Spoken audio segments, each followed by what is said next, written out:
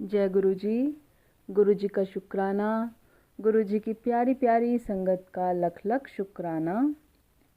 संगत जी, कल हमने महाशिव पुराण कथा रुद्र संहिता पंचम खंड अध्याय 47, 48 व अध्याय 49 श्रवण किया था। कल के अध्याय में हमने श्रवण किया था नंदीश्वर द्वारा शुक्राचार्य का अपहरण और शिव द्वारा उनका निगला जाना। 100 वर्ष के बाद शुक्र का शिवलिंग के रास्ते बाहर निकलना, शिव द्वारा उनका शुक्र नाम रखा जाना, शुक्र द्वारा जपे गए मृत्युंजय मंत्र और शिवाष्टोत्तर शतनाम स्तोत्र का वर्णन, शिव द्वारा अंधक को वर प्रदान। संगत जी, आज हम अगला अध्याय 50 श्रवण करेंगे। जय गुरु जी।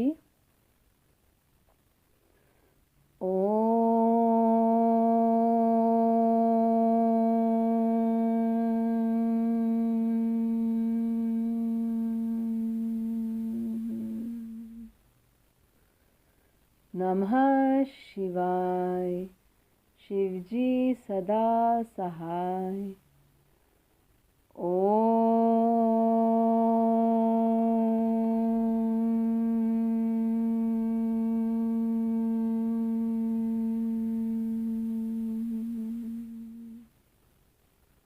नमः शिवाय। गुरु जी सदा सहाय। जय गुरु जी। महाशिव पुराण कथा रुद्र संहिता पंचम खंड अध्याय 50। शुक्राचार्य की घोर तपस्या और इनका शिवजी को चित रत्न अर्पण करना तथा अष्टमुत्यष्टक स्तोत्र द्वारा उनका स्तवन करना, शिवजी का प्रसन्न होकर उन्हें मृत संजीवनी विद्या तथा अन्यान्य वर प्रदान करना। सनत कुमार जी कहते हैं, व्यास जी, मुनिवर शुक्राचार्य को शिव से मृत्युंजय नामक मृत्यु का प्रशमन करने वाली पराविद्या किस प्रकार प्राप्त हुई थी, अब उसका वर्णन करता हूँ, सुनो। पूर्व काल की बात है। इन भृगुनंदन ने वाराणसी पुरी में जाकर प्रभावशाली विश्वनाथ का ध्यान करते हुए बहुत काल तक घोर तप किया था। वेद व्यास जी, उस समय उन्होंने वहीं एक शिवलिंग की स्थापना की और उसके सामने ही एक परम रमणीय कूप तैयार किया।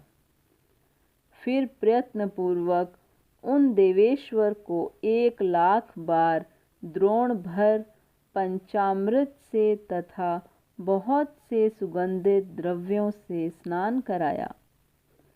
फिर 1000 बार परम प्रीति पूर्वक चंदन, यक्ष कर्दम और सुगंधित उपटन का उस लिंग पर अनुलेप किया।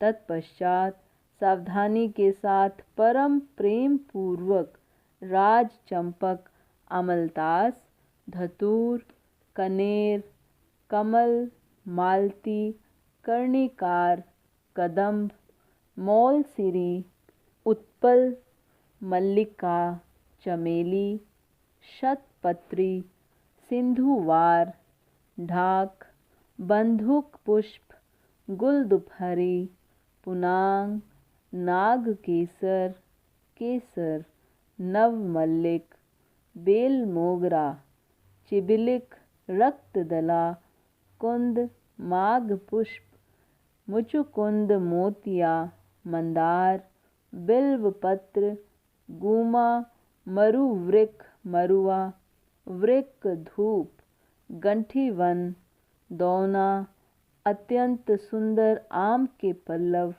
तुलसी, देवजवासा, बृहत्पत्री, कुशांकु, नंदावर्त, नांदरूख, अगस्त्य, साल, देवदारू, कचनार, कुर्बक, गुलखेरा, दुर्वांकुर, कुरंटक, करसैला, इनमें से प्रत्येक के पुष्पों और अन्य पल्लवों से तथा नाना प्रकार के रमणीय पत्रों और सुंदर कमलों से शंकर जी की विधिवत अर्चना की। उन्हें बहुत से उपहार समर्पित किए तथा शिवलिंग के आगे नाचते हुए शिव सहस्त्र नाम एवं अन्यान्य स्तोत्रों का गान करके शंकर जी का स्तवन किया। इस प्रकार शुक्राचार्य 5000 वर्षों तक नाना प्रकार के विधि विधान से महेश्वर का पूजन करते रहे, परंतु जब उन्हें थोड़ा सा भी वर देने के लिए उद्यत होते नहीं देखा, तब उन्होंने एक दूसरे अत्यंत दुस्सह एवं घोर नियम का आश्रय लिया। उस समय शुक्र ने इंद्रियों सहित मन के अत्यंत चंचलता रूपी महान दोष को बारंबार भावना रूपी जल से प्रक्षालित किया। इस प्रकार चित्त रत्न को निर्मल करके उसे पिनाकधारी शिव के अर्पण कर दिया और स्वयं धूमकण का पान करते हुए तप करने लगे। इस प्रकार उनके 1 सहस्त्र वर्ष और बीत गए। तब भृगुनंदन शुक्र को यूं दृढ़ चित्त से घोर तप करते देखकर महेश्वर उन पर प्रसन्न हो गए। फिर तो दक्ष कन्या सती के स्वामी साक्षात विरूपाक्ष शंकर, जिनके शरीर की कांति सहस्त्रों सूर्यों से भी बढ़कर थी, उस लिंग से निकलकर शुक्र से बोले। महेश्वर ने कहा, महाभाग भृगुनंदन, तुम तो तपस्या की निधि हो। महामुने, मैं तुम्हारे इस अविच्छिन्न तप से विशेष प्रसन्न हूँ। भार्गव, तुम अपना सारा मनोवांछित वर मांग लो।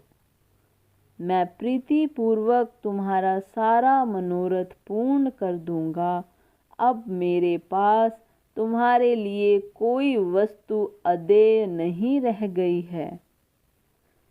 सनत कुमार जी कहते हैं, मुने, शंभु के इस परम सुखदायक एवं उत्कृष्ट वचन को सुनकर शुक्र प्रसन्न हो आनंद समुद्र में निमग्न हो गए।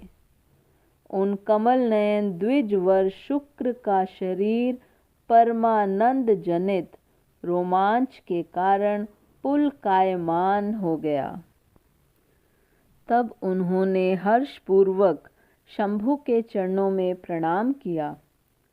उस समय उनके नेत्र हर्ष से खिल उठे थे। फिर वे मस्तक पर अंजलि रखकर जय जयकार करते हुए अष्टमूर्तिधारी वरदायक शिव की स्तुति करने लगे। भार्गव ने कहा, सूर्य स्वरूप भगवान, आप त्रिलोकी का हित करने के लिए आकाश में प्रकाशित होते हैं और अपनी इन किरणों से समस्त अंधकार को अभिभूत करके रात में विचरने वाले असुरों का मनोरथ नष्ट कर देते हैं। जगदीश्वर, आपको नमस्कार है। घोर अंधकार के लिए चंद्र स्वरूप शंकर, आप अमृत के प्रवाह से परिपूर्ण तथा जगत के सभी प्राणियों के नेत्र हैं। आप अपनी अमर्याद तेजोमय किरणों से आकाश में और भूतल पर अपार प्रकाश फैलाते हैं, जिससे सारा अंधकार दूर हो जाता है। आपको प्रणाम है। सर्वव्यापिन, आप पावन पथ योग मार्ग का आश्रय लेने वालों की सदा गति तथा उपास्य देव हैं। भुवन जीवन, आपके बिना भला इस लोक में कौन जीवित रह सकता है। सर्पकुल के संतोष दाता, आप निश्चल वायु रूप से संपूर्ण प्राणियों की वृद्धि करने वाले हैं। आपको अभिवादन है। विश्व के एकमात्र पावन कर्ता, आप शरणागत रक्षक और अग्नि की एकमात्र शक्ति हैं। पावक आपका ही स्वरूप है। आपके बिना मृतकों का वास्तविक दिव्य कार्य दाह आदि नहीं हो सकता। जगत के अंतरात्मा, आप प्राण शक्ति के दाता, जगत स्वरूप और पद पद पर शांति प्रदान करने वाले हैं। आपके चरणों में मैं सिर झुकाता हूँ। जल स्वरूप परमेश्वर, आप निश्चय ही जगत के पवित्र कर्ता और चित्र विचित्र सुंदर चरित्र करने वाले हैं। विश्वनाथ, जल में अवगाहन करने से आप विश्व को निर्मल एवं पवित्र बना देते हैं, इसलिए आपको नमस्कार है। आकाश रूप ईश्वर, आपसे अवकाश प्राप्त करने के कारण यह विश्व बाहर और भीतर विकसित होकर सदा स्वभाववश श्वास लेता है, अर्थात इसकी परंपरा चलती रहती है तथा आपके द्वारा यह संकुचित भी होता है, अर्थात नष्ट हो जाता है।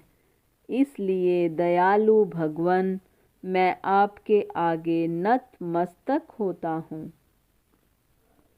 विश्वम्भरात्मक, आप ही इस विश्व का भरण पोषण करते हैं। सर्वव्यापिन, आपके अतिरिक्त दूसरा कौन अज्ञानांधकार को दूर करने में समर्थ हो सकता है। अतः विश्वनाथ, आप मेरे अज्ञान रूपी तम का विनाश कर दीजिए। नागभूषण, आप स्तवनीय पुरुषों में सबसे श्रेष्ठ हैं, इसलिए आप परात्पर प्रभु को मैं बारंबार प्रणाम करता हूँ। आत्मस्वरूप शंकर, आप समस्त प्राणियों के अंतरात्मा में निवास करने वाले प्रत्येक रूप में व्याप्त हैं और मैं आप परमात्मा का जन हूँ। अष्टमूर्ति, आपकी इन रूप परंपराओं से यह चराचर विश्व विस्तार को प्राप्त हुआ है, अतः मैं सदा से आपको नमस्कार करता हूँ। मुक्त पुरुषों की बंधो, आप विश्व के समस्त प्राणियों के स्वरूप, प्रणत जनों के संपूर्ण योग क्षेम का निर्वाह करने वाले और परमार्थ स्वरूप हैं।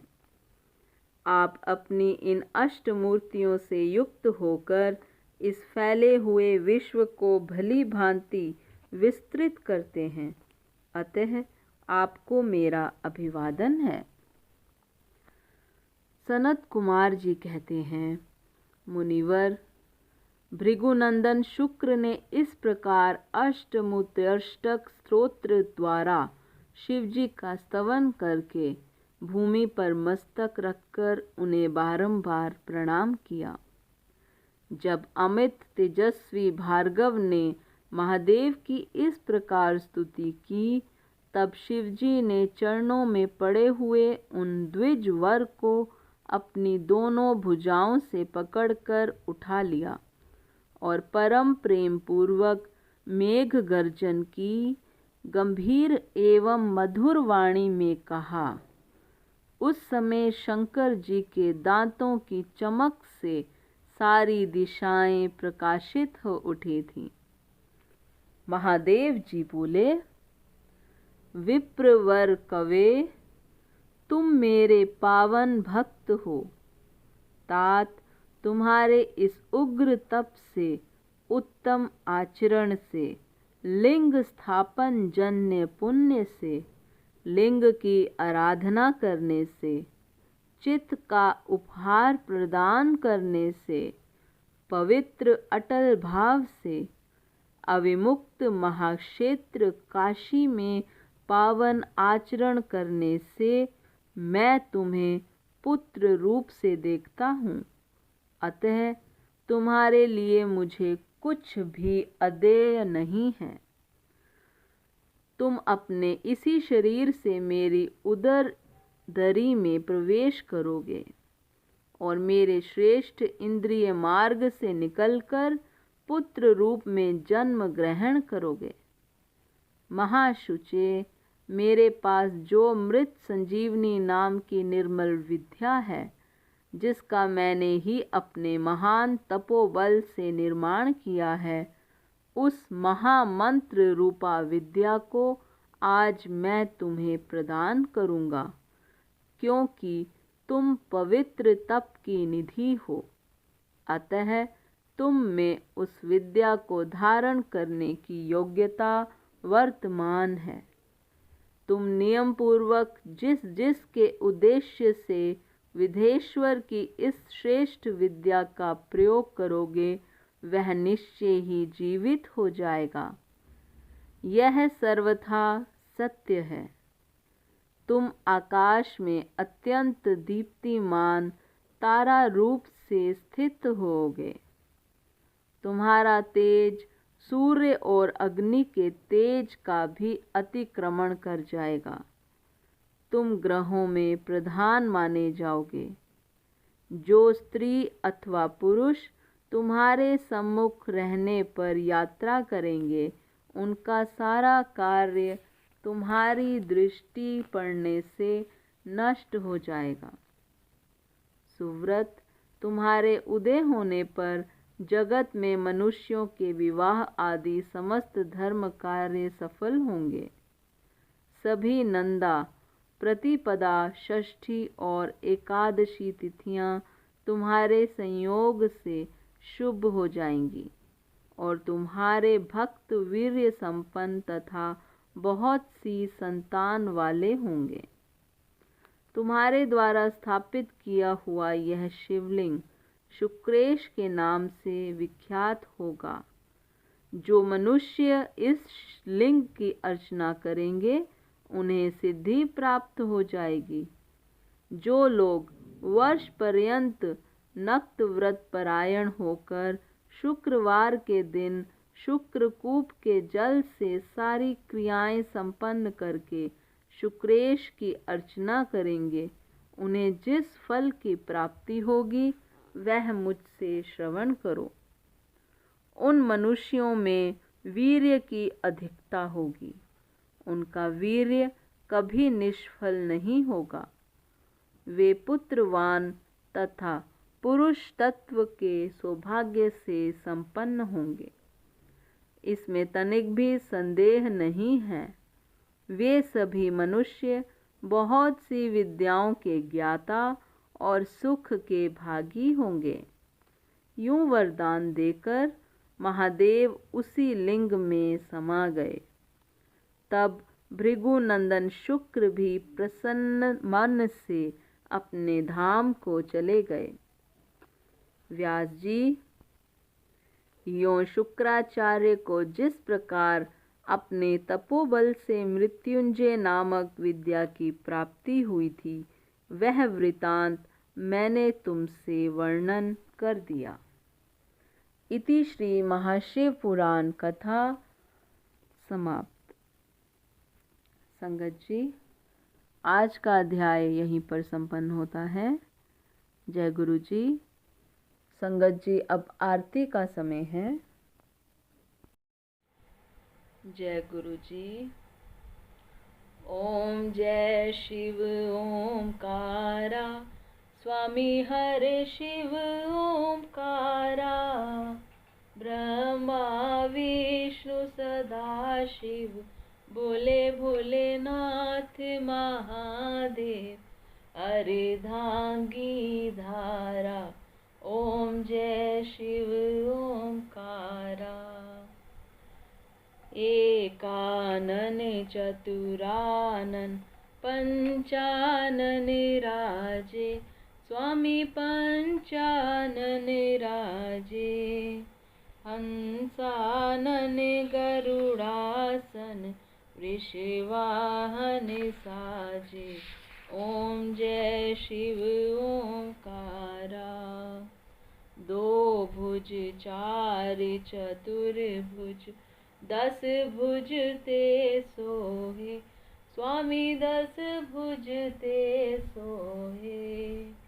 तीनों रूप निरखता, त्रिभुवन जन मोहे। ओम जय शिव ओंकारा। अक्षमाला बनमाला, मुंडमाला धारी, स्वामी मुंडमाला धारी। चंदन मृग मद चंदा, भोले शुभकारी। ओम जय शिव ओंकारा। श्वेतांबर पीतांबर, बाघांबर अंगे, स्वामी बाघांबर अंगे। सनकादिक ब्रह्मादिक, भूतादिक संगे। ओम जय शिव ओंकारा। कर के मध्य कमंडल, चक्र त्रिशूल धरता, भोले चक्र त्रिशूल धरता। जग करता जग हरता, जग पालन करता। ओम जय शिव ओंकारा। त्रिगुण शिव जी की आरती, जो कोई नर गावे, स्वामी प्रेम सहित गावे। कहत शिवानंद स्वामी, कहत हरि हरि स्वामी। मन वांछित फल पावे। ओम जय शिव ओंकारा। ओम जय शिव ओंकारा, स्वामी हर शिव ओंकारा। भोले पार्वती का प्यारा, ब्रह्मा विष्णु सदा शिव। भोले भोलेनाथ महादेव, अर्धांगी धारा। ओम जय शिव ओंकारा। बोलो शंकर भगवान की जय, भोलेनाथ भंडारी की जय, पार्वती माता की जय। बोलो सद्गुरु महाराज की जय। जय गुरु जी, शुक्राना गुरु जी, शुक्राना संगत जी। जय गुरु जी।